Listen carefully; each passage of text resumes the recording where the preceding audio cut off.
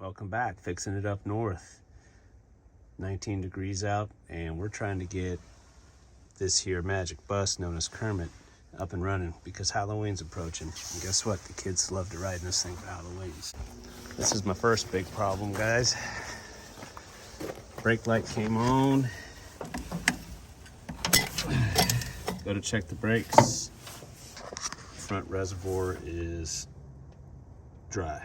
We clearly got a line or lines that after 40 years of faithful service, so this is a 85, 40-ish years of faithful service, we obviously lost a brake line, so I got to get in there and try to track. I've been doing some routing too, so I'm gonna get that back on, don't worry. But first things first, I got to figure out where I'm losing brake fluid, try to get that patched, refill and bleed so we can get front brakes again, so we don't run over any trick-or-treaters. So that's today's focus. We're gonna do some carb adjustment too, maybe, and hopefully we can get this guy back on its feet. I got about 3 days until Halloween, I think, or maybe 4.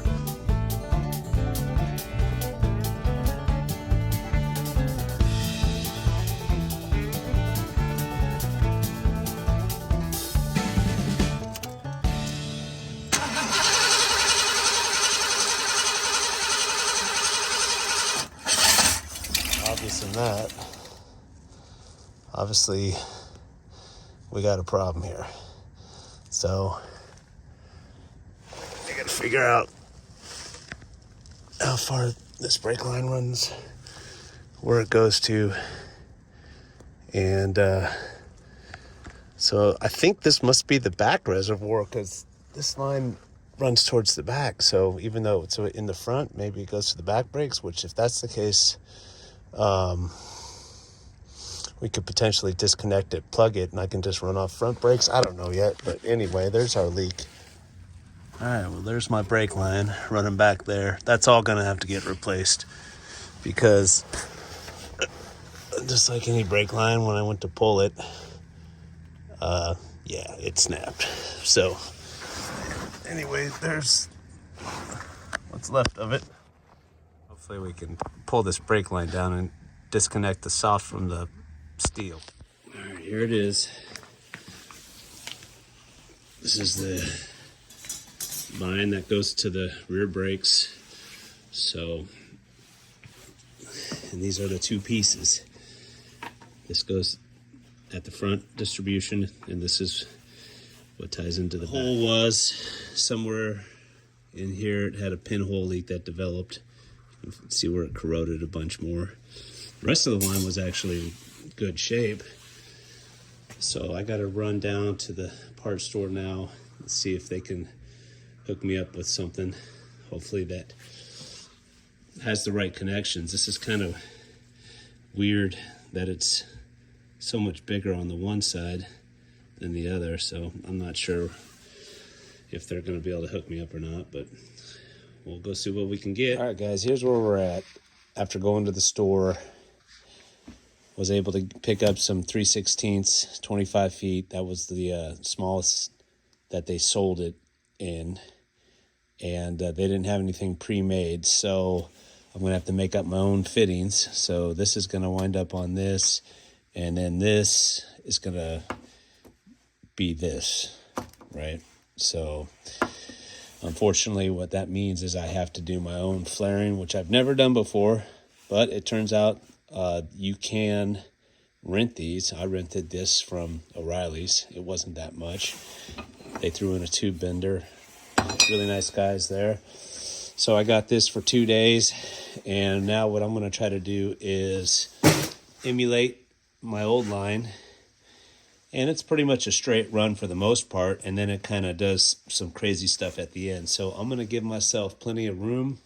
I'm going to go ahead and just try to build this out, and then I'll dry fit it and try to fine tune it, and then we'll work on trying to flare it. Do one of these guys, and a little bit at a time. Each turn, just give it a little crank, until eventually snaps right off. And then we'll start working on our bins. Don't want to force it. Stuff's pretty thick. Okay, I've crudely bent myself a new brake line using that tube bender. I left it, gave me plenty of room on both ends. That's going to be the hard part. All right, now we're going to try a dry fit and we'll go from there.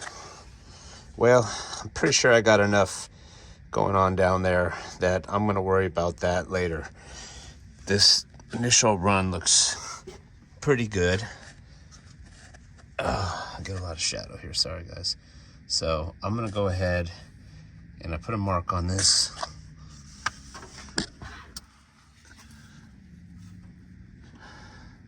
Put a mark on this. I'm going to trim that off because the rest of this looks pretty decent coming down the rail. And then once I get it connected on the front end, I'm going to clean that up on the back end. I believe I got enough slack. I'll be able to fine tune that. All right, so I'm going to pull this back out and we'll see if we can't flare a coupling on. Okay, here goes my second attempt, or no, this is my 5th attempt at flaring. Now I know for sure these have to be super tight. Just, yeah, keep it on my hands. Because if you don't tighten these really good, it just backs out and it's all for naught. So super tight on that. We're going to take our tool here and see how that measures up to that. So it's the same depth. Now we spin this, stick it in the hole. We're going to put our clamp on. This might be in the way. And hopefully this evens out. This is where things get squirrely when you start to put this on here. Come over here. Hit it from like this view. This is where I ran into trouble last time. So hopefully this one goes a little bit smoother. Tighten up our vise a little bit. And see how it's starting to kick a little bit? You don't want it to kick. So we're trying to prevent that.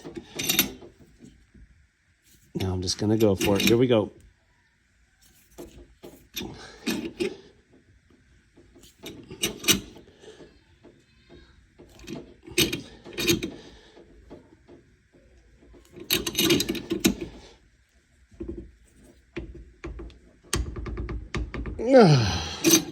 Okay, hopefully we flared. Let's see. Let's take it out of the oven. Open this up. Don't let anybody fool you. Flaring's not easy. Okay. Open this guy. Open this guy. And hopefully, by some miracle, we pulled this off. We got a flare. My tool's stuck in there, but we got a flare. I'm gonna spin this out, hopefully.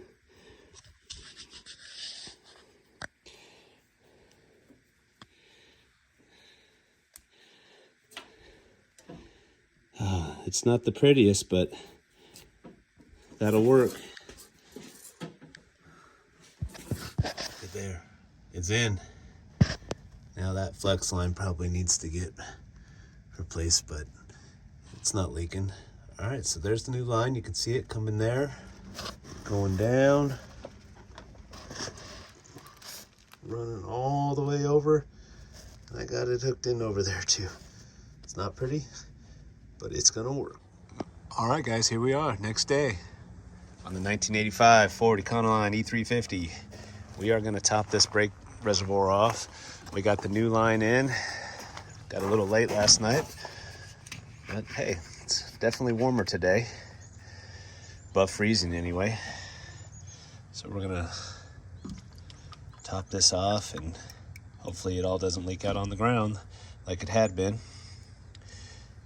Put a little bit on this side too, a little side on that. And now we're going to try to get all the air out of the lines. And I bought a little tool to do that with because, well, it's hard to do by yourself. So that's the next step. I'm able to build a vacuum here, so that's good. No leaks.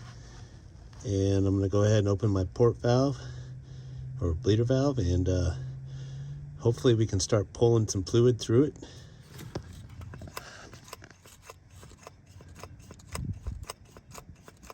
Come on now. Maybe I was supposed to prep this or something, I don't know. Seems like a lot of freaking work.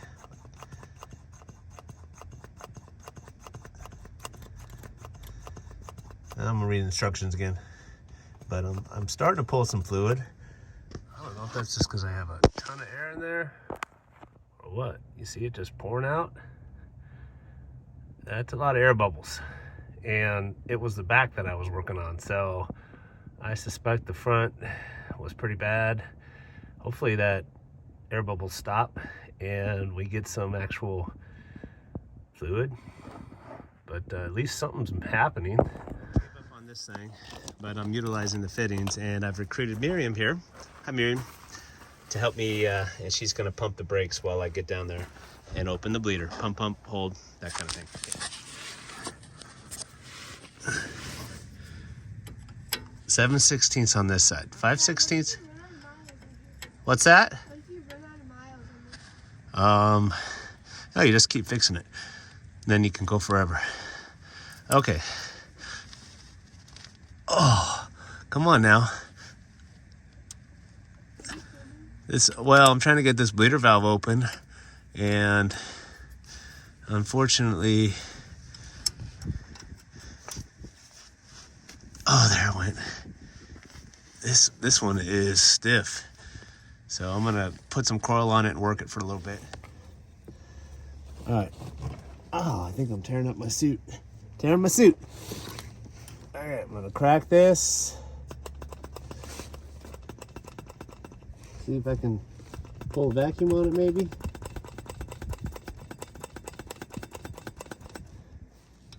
All right, Mary, go ahead and hit it. All the way? Start, pump, pump, pump. And release.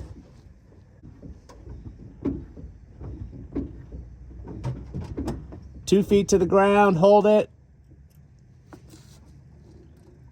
Oh, there's a good amount of air.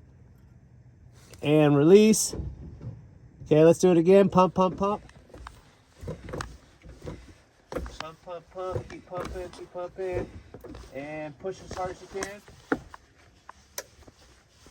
Okay, pump again.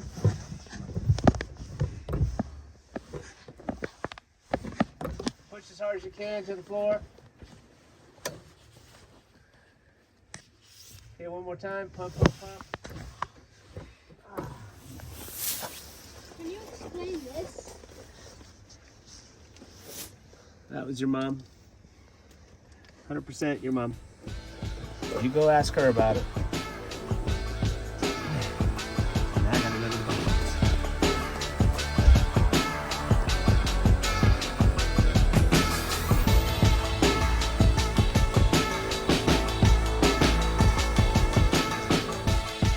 I'm gonna have to go into this thing to get the drum off. You got to take this nut off. I've already pulled this little keeper out. Fortunately, from many, many years ago, I still had the right, I don't know, whatever you call that, hub nut. And it's all because of that guy right there. I cannot get that bleeder off. I've already rounded it, tried to heat it. It just won't come off. So I'm gonna have to try to get to it from the other side.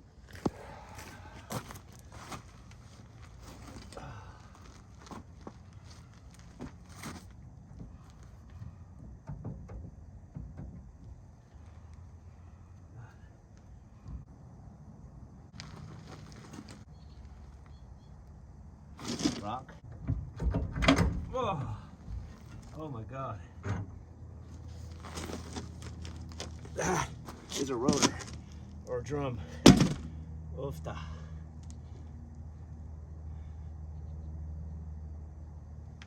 Ugh. Video. there's clearly issues. The brake pads look great, by the way. I mean, they look almost brand new. This spring was already off, and this cable doesn't appear to have a home, so that's kind of weird, which sucks because I don't know where that would go. This seems kind of Willy Wonka, this brake adjuster spindle. There's obviously some mayhem in here, but I got to get all this off to be able to get to this guy, to get to the stupid bleeder valve. Anyway, I'm going to take some pictures and then we're just going to take it apart.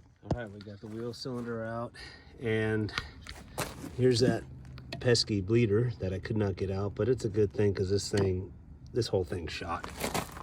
Brake pads are good, but that wheel cylinder obviously is probably older. There was a broken spring, a few other odds and ends. I'm hoping when I go to take the other side off, which I'm gonna embark on now, it's not busted up and it doesn't have mystery stuff, so I can build it back, because I don't really know exactly what this does. There's a little retainer spring here. I don't know if there should have been one on this side. I'm thinking there probably should have been, but it either fell out while I was removing the drum, or yeah, that could be it there too. It's broken. I'm sure there was some mayhem when I pulled that thing off. But either way, hopefully we can get a better picture on the next side. No problem. Came off. Everything appears to be intact, which is good. Now I can actually see how things are supposed to go. All the springs. I mean, these things look brand new. I'm actually debating if I need to do anything on this.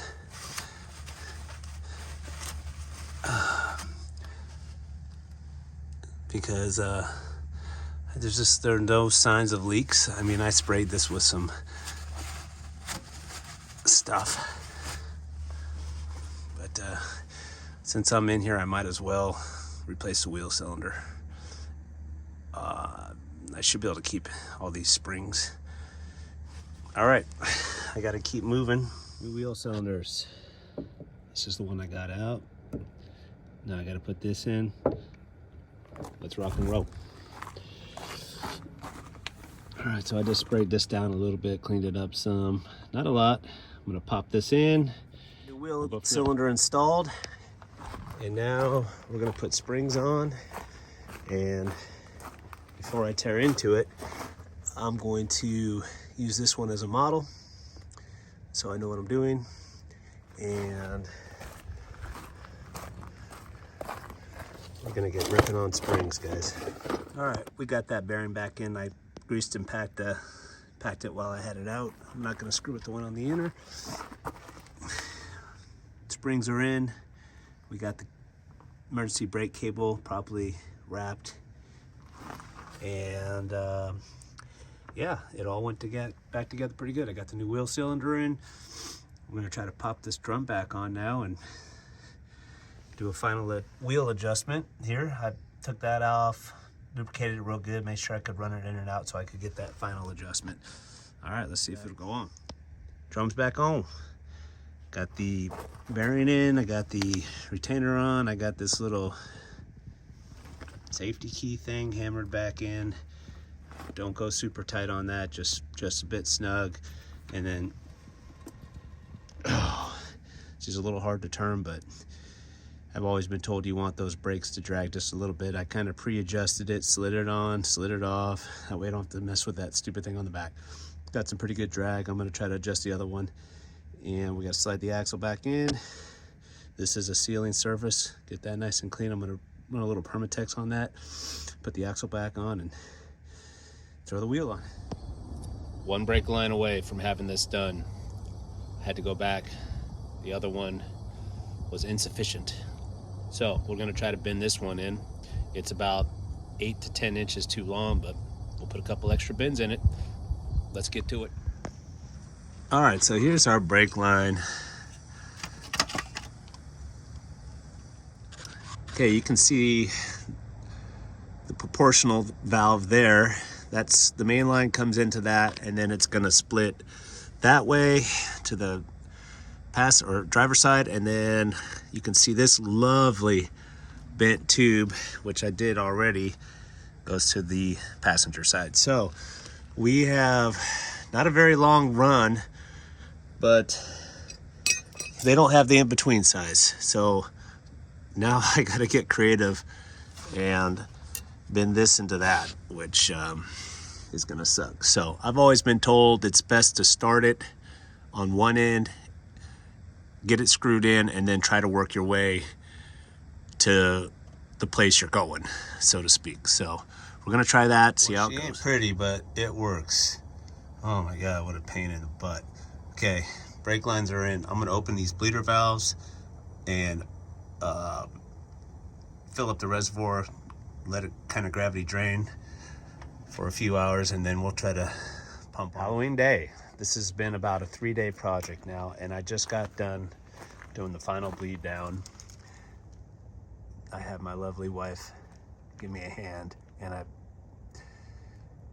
bled both back brakes. They feel good. I didn't see any major leaks or anything squirting out while we were bleeding them. So we have successfully ran a new line from the back, or from the front to the back.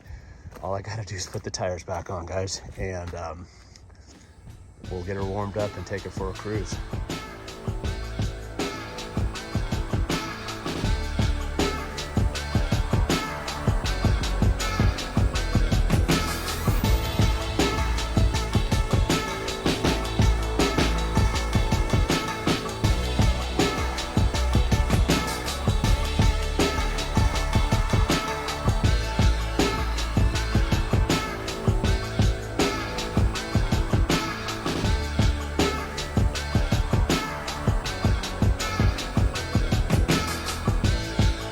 Step is to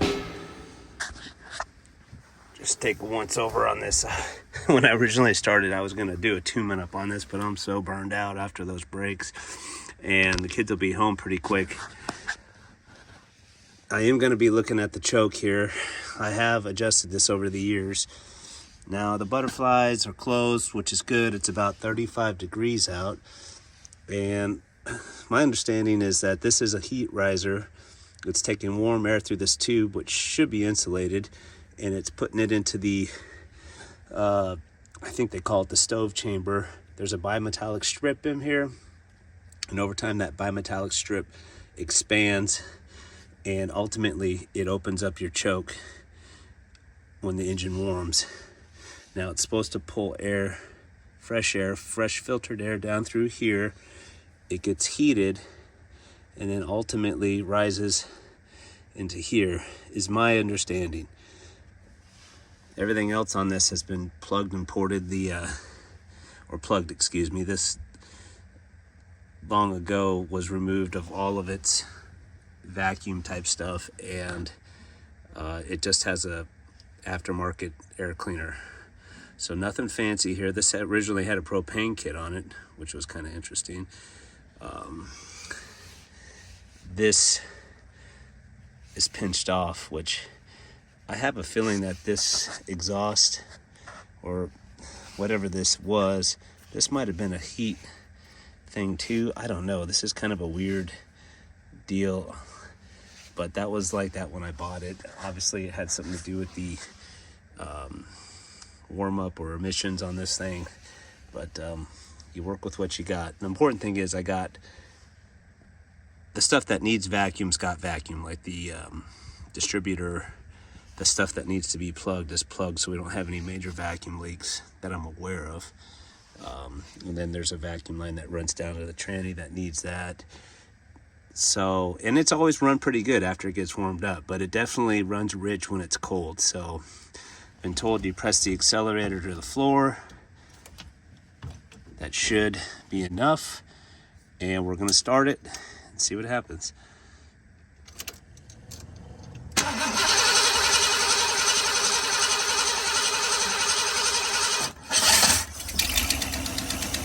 Woo. So,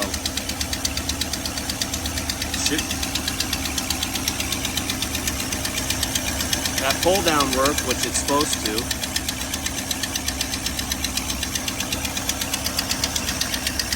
Maybe pulling it a little too much.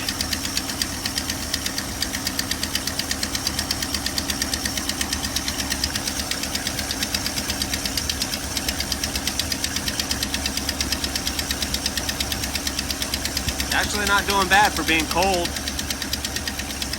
The other thing I was looking at was this. This is what they call a pull down. And once you get vacuum established, it pulls this just a little bit, because you got to have just a little bit of a crack, but you don't want a lot. And right now,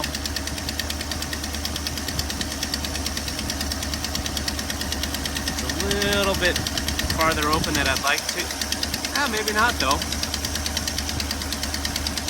Well, there you go. Cold start on the 85. It was a little bit funky, but we got it.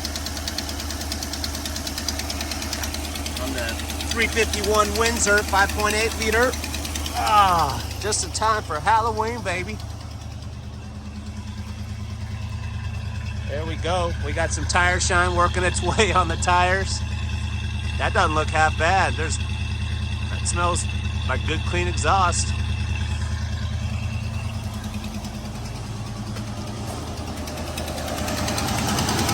Got a little bit of an exhaust leak somewhere, but we can live with that. I topped off the master brake cylinder, did a little cleanup on some wires. All I gotta do is put the air cleaner back on, but I wanna warm it up real good and see if make sure that butterfly comes open like it should. The other nice thing is the brake light went out. Brakes feel nice and firm. She's still at a high idle. I'm gonna keep letting it warm up. We're about, I don't know, 5 minutes into it. I'll give it another 5 minutes, and then I should be able to hopefully kick this down. That butterfly valve is definitely, looks like it's starting to creep a little bit, which is good. This doesn't have electric choke, so it doesn't have a heater element in there, so it's fully reliant upon the engine warming it up. And so it definitely, on a cool day today, it's going to take a little while for it to get up to operating temperature. But we'll keep an eye on it. Okay guys, I'd say we're about 8 minutes into it.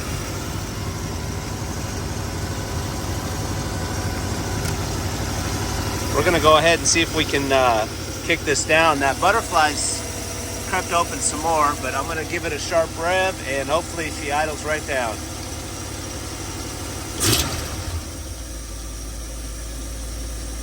That's what I'm talking about.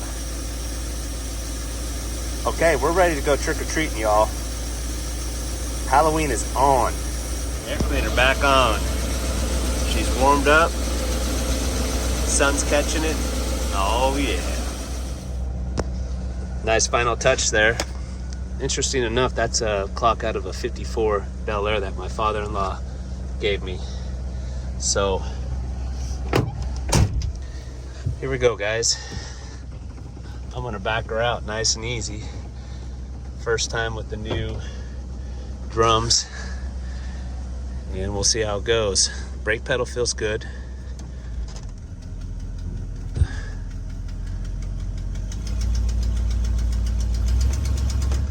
Yep. Oh yeah. Brakes feel good. Oh, nice. Bus doesn't go fast. Ooh. Heard a little bit of a pop there. Double check, make sure we don't got anything behind us. Hopefully that's just those new brakes kind of setting in.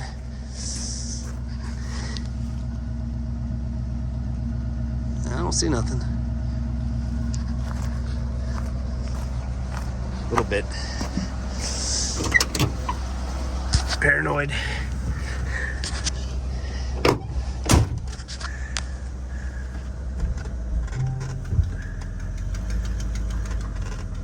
My wife and I got married in this bus. We graduated in this bus too. It's been with me for many years now. And we've driven it cross country numerous times, from Minnesota to Alaska and back. And now the kids and I and my wife cruise around town in it, and Halloween's kind of a big deal for it.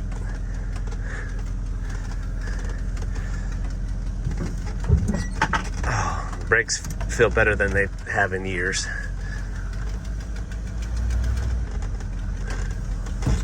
Oh my God.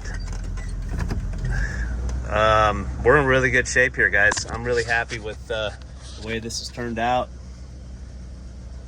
I just pushed on the brakes and they used to be really spongy, but we got all the air out of them. I think it helped getting the back squared away, and we are set.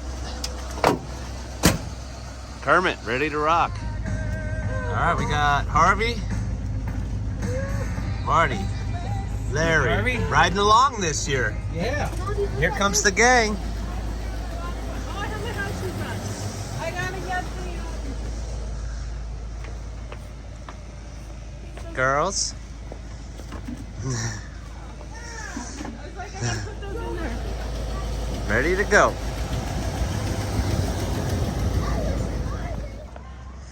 I've gotten so big. How are you, like, surrounded by pink, all these pretty girls? And the Defender. How you guys doing? Good. Daddy, I love chicken. I'm just gonna say all my candy until it gets moldy. Oofta.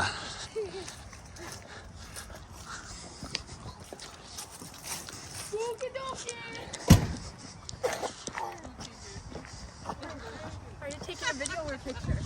Video.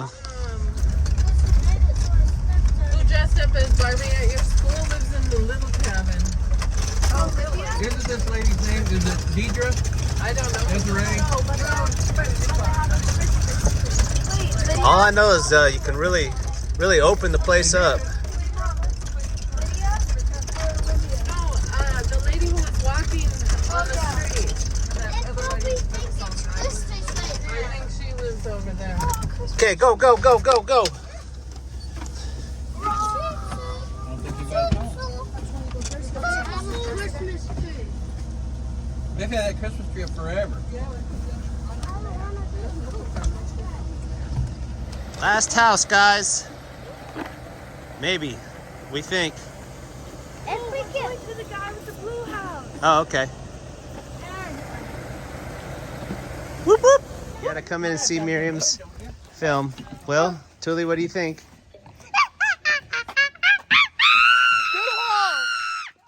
Nice, not bad. We got all this and all this.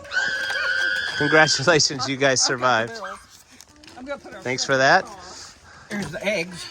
There you got the eggs. Hey, big guy. Yeah, let's go have some, I don't know, French toast or Go something. have some eggs.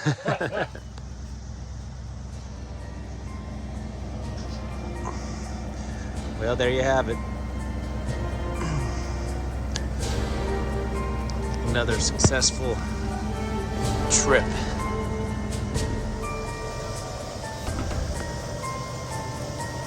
She done good.